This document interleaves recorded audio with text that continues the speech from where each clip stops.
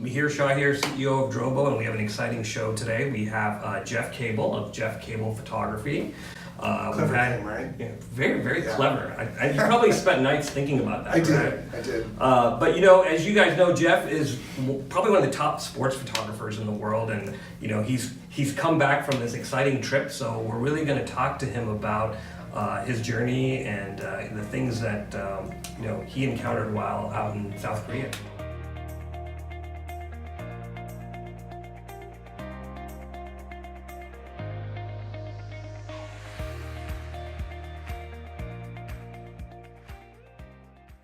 Jeff, again, recently got back from South Korea, and but you started Olympic photography before that. Yeah, actually, I've done this is my sixth one. Sixth one. I actually lost track first time. Someone asked me that yesterday. I'm like 5 of them. I said, oh, wait, 6. So 6 Olympics. Yeah. That's amazing. And we're already working on 7. I was looking at the layout for Tokyo just yesterday. Oh wow, it's crazy. So Jeff, if our audience doesn't know, actually used to be a marketing executive at a technology company, and then left to pursue his passion and his dream. How did you get into sports photography and more importantly, you know, an extremely prolific Olympic photographer? It actually started, so I worked in tech for 30 years, and about 15 years ago someone asked me to shoot.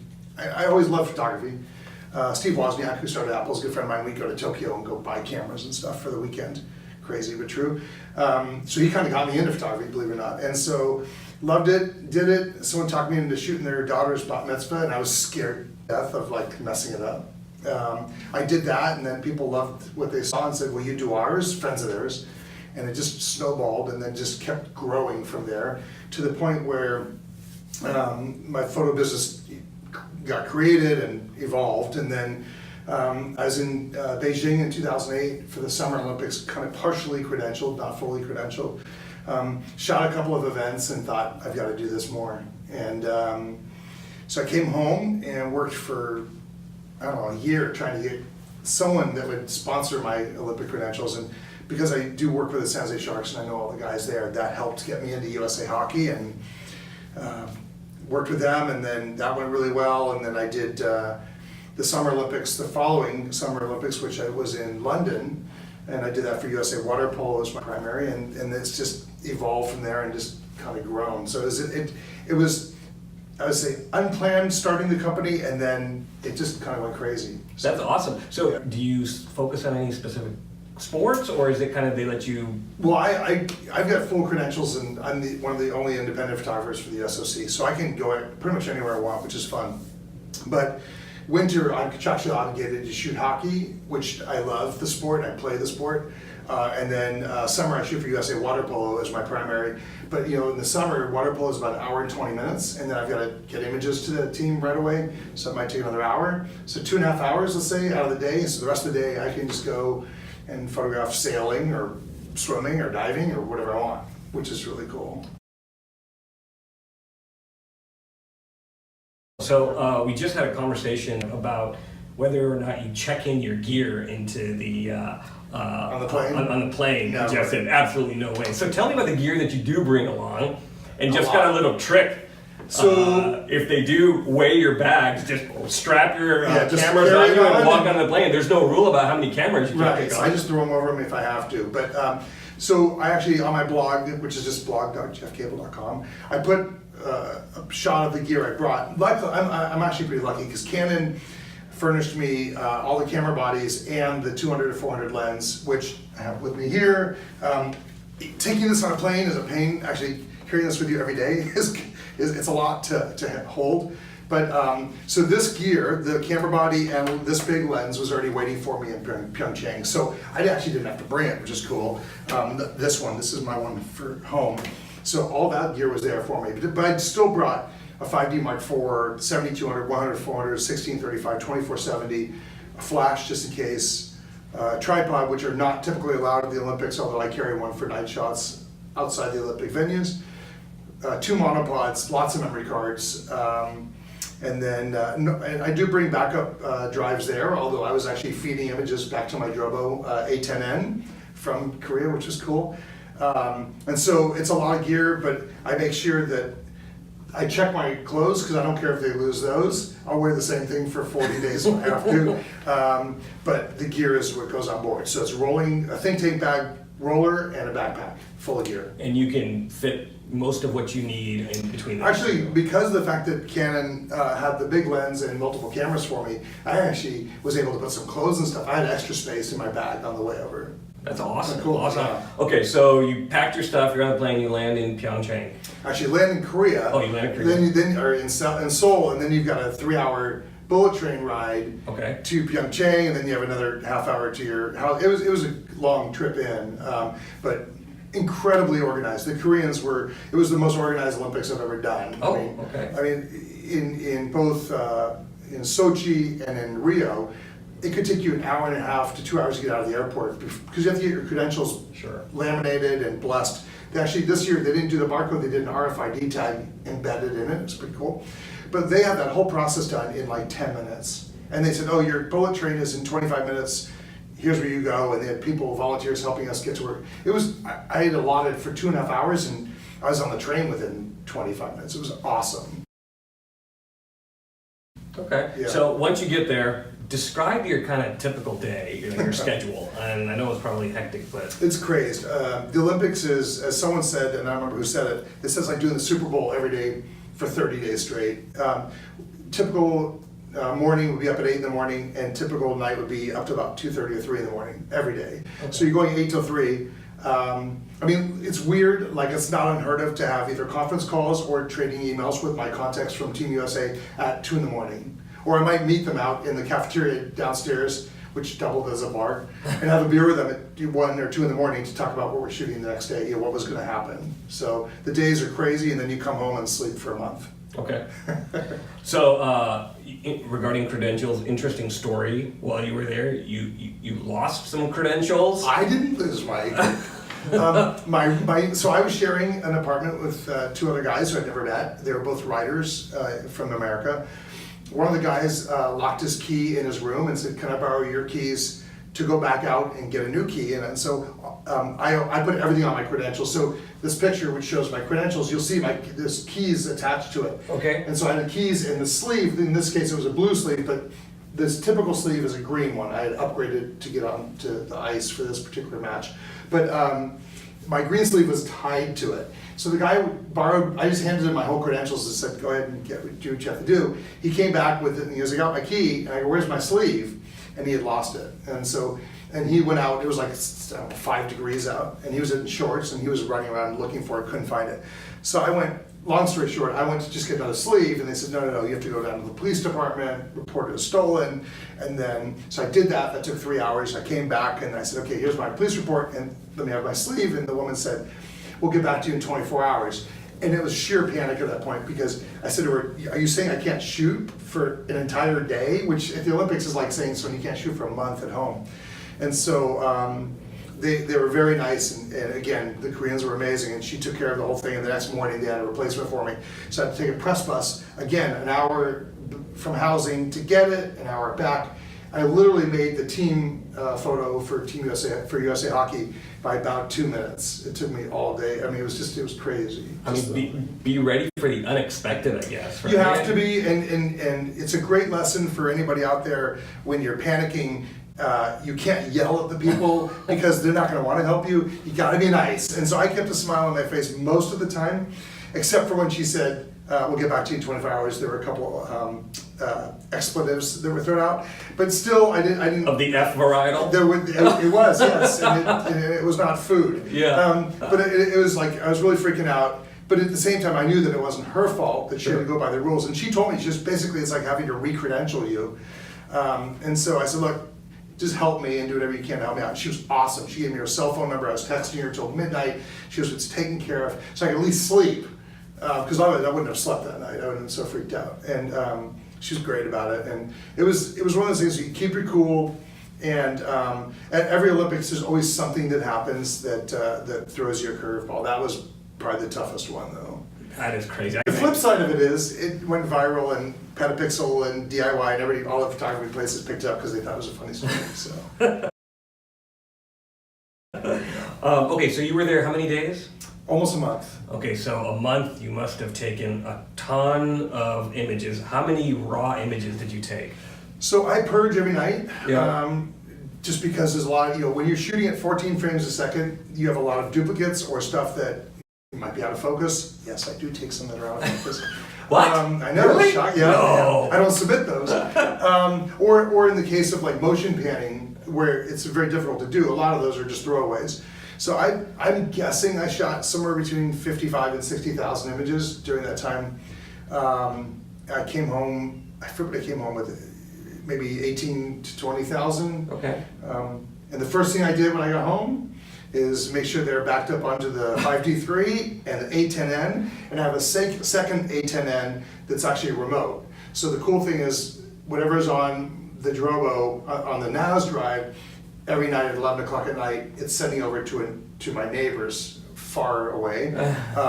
And so that, God forbid if I have a fire, everything's there. So that was the first thing I did. It took a couple days actually. There's Sure. so much data that it took a couple days, but it's pretty cool. Awesome. I love that solution. Awesome. And actually, Drobo pics on my phone. I had tons of videos and photos, and everything uploaded right to my A10 in the house. I love that feature. That's still my favorite feature. You walk Coolest thing home and ever. your phone just backs up all the pictures. Yeah, I had a lot to back up. But it only took like 5 minutes. So. Okay, so you have these credentials that allow you to do any sports, anywhere. What's your favorite sport to shoot in the Winter Olympics? It's funny. I shoot for USA Hockey. So I went to the Olympics. By the way, this is a cover. That's my cover shot. This is from the gold medal match.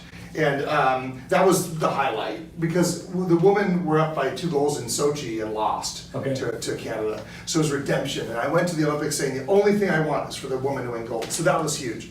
But I love shooting anything new. I mean, I like shooting, bobsled because it's not something we shoot here in San Francisco area. So anything that can kind of challenge me. I'd never done biathlon before. That was kind of fun to shoot people shooting. And so, to me, challenge myself to come up with a new and different kind of shot is what makes it fun. Summer Olympics are easier because summer you have a lot more sports. Yeah.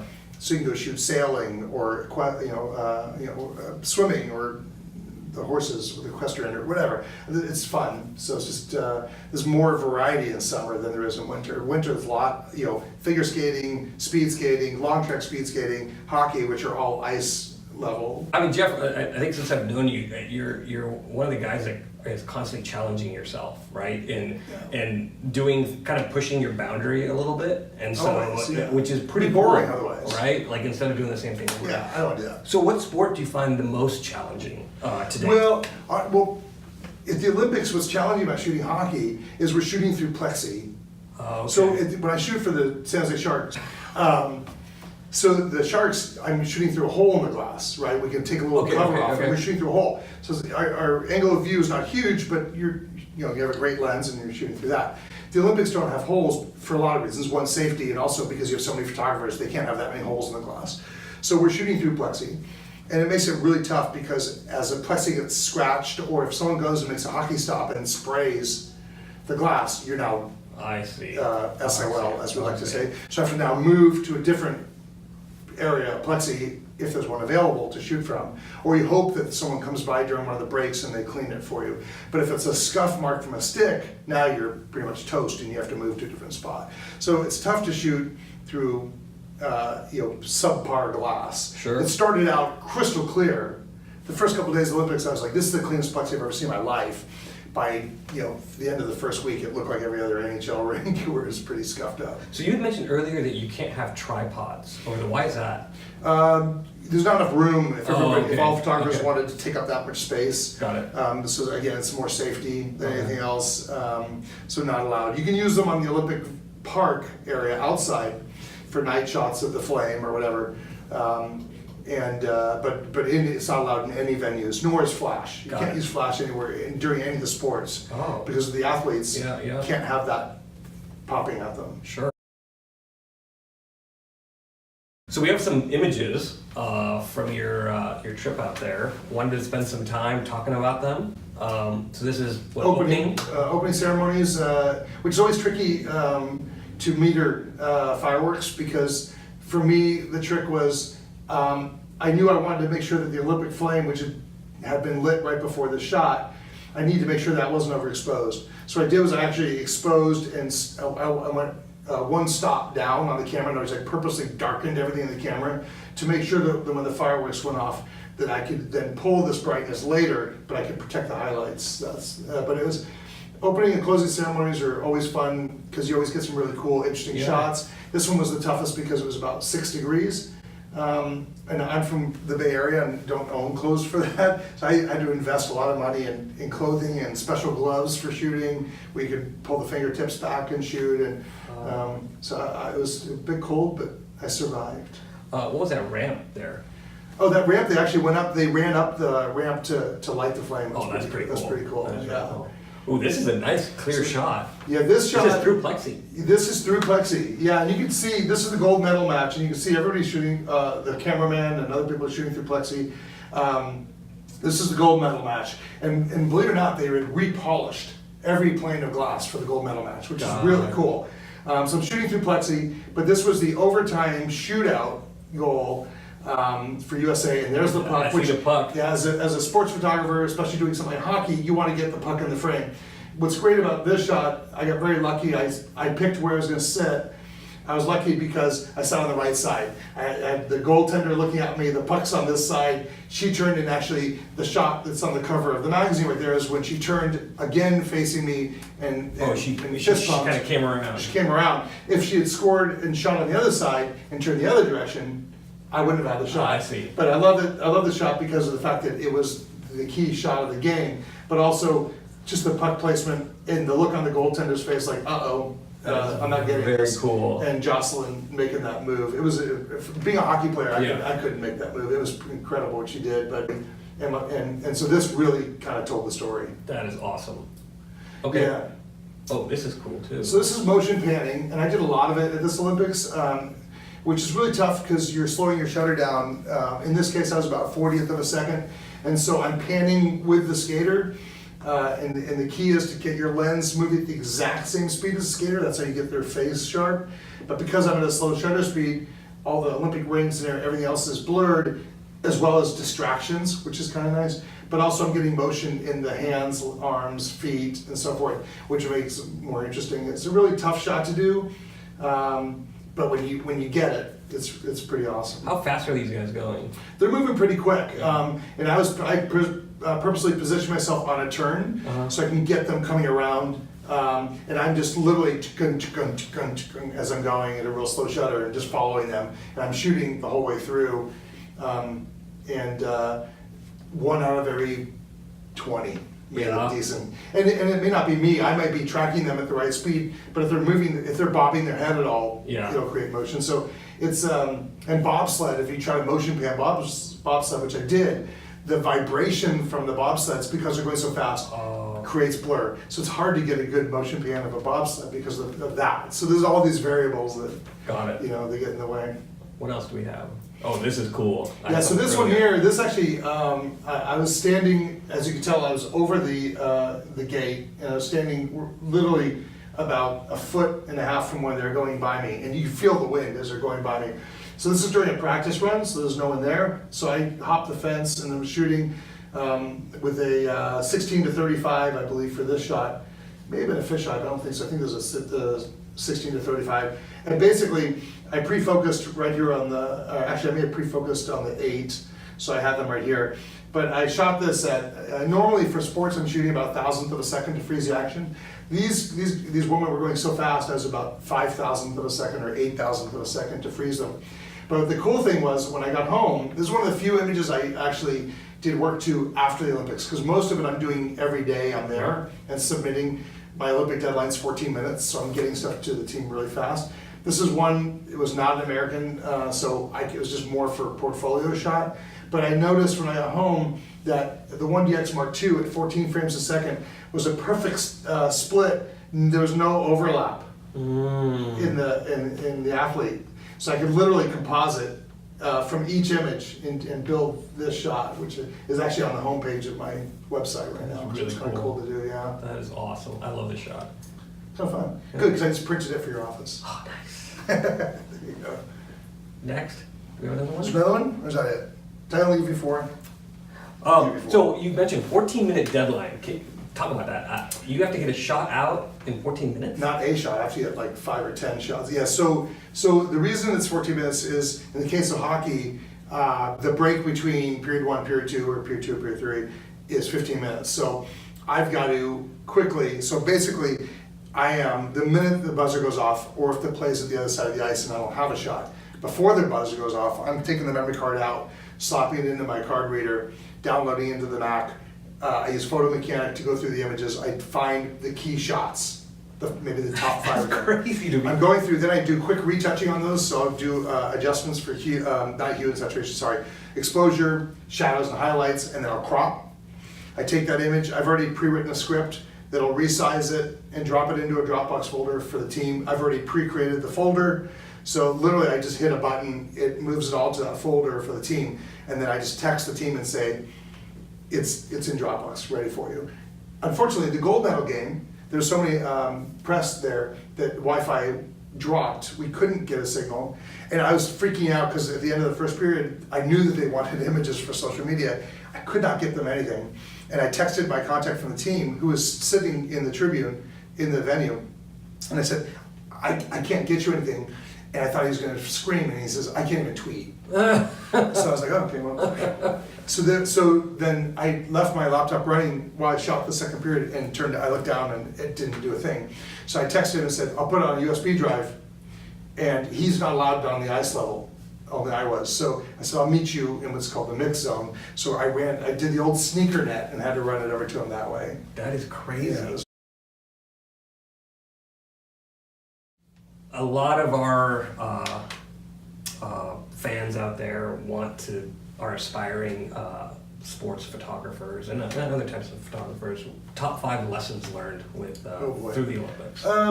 Well, and just to be clear, I shoot everything. Yeah. I mean, I love photography, so I'm not a sports photographer. I do a lot of bar mitzvahs and weddings. Yeah. And I'm doing a wedding this weekend. Portraits, senior portraits. I just love photography. Landscapes. I'll do wildlife. I've got a lot of workshops in Africa and things. Top 5 lessons, well, I'll tell you, let me top 5 lessons in photography, even more than sports photography. Sports photography is really difficult to make a living. Yeah. So many of the magazines are either folding or getting thinner, or they don't hire sports photographers, they just go to AP or Getty and get all their images. So one tip would be, don't go into sports photography. No, it's not that. No, I mean, the first thing I always tell people when they ask is, understand business and marketing as much as you understand how to take a good picture, because there's just some amazing photographers out there that blow me away. Yeah. But they fail because they don't understand that you have to run a business. You have to, do all the things, marketing and social media, and keep your website up to date and all those things. So that's number 1, is to understand business. 2, keep learning, keep pushing yourself, as I keep doing more, because I think it's important to stay current, but also to challenge yourself and keep yourself interested. Sure. 3, understand the equipment, what you need and what you don't need, what's going to work for you, what's going to make your life better. I teach workflow because of having deadlines like I do. I always post, if I shoot a wedding or a bar mitzvah, I always post the next day by noon. So I'm really anal about getting things quickly. So knowing, a lot of people invest in all this really cool equipment and then they don't use it. Yeah. So having the right stuff that is most important, and not to do a shameless plug for Drobo, but you guys I rely on for all of my data, so to make sure I have that in a secure environment is really important to me. We're pretty shameless here. Yeah, there you go. Let's see, another one, I'm trying to think of some other ones. Always smile would be another one. I always have fun when I'm shooting. Yeah. So if I'm shooting for a client, whether it's a personal client for a wedding or for Team USA, I'm having fun. And I think that's really important, is a lot of the photographers at the Olympics, it's a job. In the gold medal game, a lot of photographers were saying like, oh, God, we're going to overtime. Because they looked at it like, oh, and I have to work more. Yeah. And I was like, no, this is like epic. This is the coolest thing ever, as long as we win. Yeah. I was really excited. And so it was hard to shoot the gold medal celebration because we were on the ice for like an hour. They were celebrating when they were turning the lights off. And to me, it was the fun of doing that. I was fist pumping and having so much fun with them that it was hard to concentrate on shooting, where they were like, okay, let's just get this over with and get out of here. So Passion. yeah, have passion for what you do. Yeah, I mean, that's important. Okay, so you mentioned workflow. A lot of our viewers want to probably learn about your workflow when you got back from the Olympics. Can you describe that for us? Actually, believe it or not, my workflow when I got back from the Olympics wasn't much because so much of it was done there. As I said, like I'm editing there not only for the team but also shots of other sports for the blog. So I was blogging once or twice. I think I did 39 blogs in the days during the Olympics, during the 21 days of the Olympics. So I was blogging like twice a day. So I was editing stuff for the blog and for the team. So most of that was already done. I did re-edit some of my favorite images because I'm moving so fast at the Olympics and I'm working on a laptop screen versus a big 4K monitor, so I would redo some editing there. But really the key was just to back up everything to the NAS drives. Sure. I had everything on multiple SSDs, so I had the data, but until I had it offsite, then I can relax and I can format memory cards and do all that and not worry about what's on the portable drives once I know it's on the Drobo. So honestly, the key thing at home was just backing up. And I have stuff in 4 different places. So you have 4 copies. I've got the 5D3, 2 A10Ns, and then I have multiple large hard drives as well that just is kind of an extra, peace of mind. Sure. Just for the heck of it. Wow, so okay. Favorite Olympics to date? You've done 6 now. Well, the people in Korea were amazing, but it wasn't my favorite for 2 reasons. One, it was really cold, and then every time you got on the bus, it was like 110 degrees. I don't know why they were doing that. And logistically, it was like an hour bus ride to everything. So it made it really tough to move around to get from one sport to another. So I never once saw downhill or snowboarding or anything, because it was like a 2-hour bus ride. Oh. And I just never got a chance to do it, which was a bummer. So London, they speak the same language. The venues were amazing. The weather was great. And it was just a really fun. It was probably my favorite so far. And I think, the last couple have been tough. Sochi was really tough, and Rio, because of safety, were tough. So Korea was a bit of a breath of fresh air. I could leave a rig, I could literally leave this on the floor somewhere and walk away from it for an hour. That's pretty amazing. Yeah, and I knew it'd be okay. In Rio, you didn't leave it from here to the end to your door. And so this was a refreshing piece from that. But the Summer Olympics is easier because I can go in, I can bring like 5 t-shirts and 3 or 4 pair of shorts and I'm good to go. Versus, Winter Olympics, you have to really pack up for winter. Sure. So I like Summer Olympics a little bit more. I've decided, as I mentioned, I've already looked at the venues for Tokyo. I'm really excited because all of them are within like 4 miles of each other. So it should be dead pretty city. It's got to be close by. Well, Jeff, thanks for spending time coming and visiting us. We always appreciate your insight and your experience. I know our viewers do as well. Thanks for all you guys out there who are joining again. Jeff, thanks so much, man. Appreciate it. Good to see you. Thanks for joining, everybody.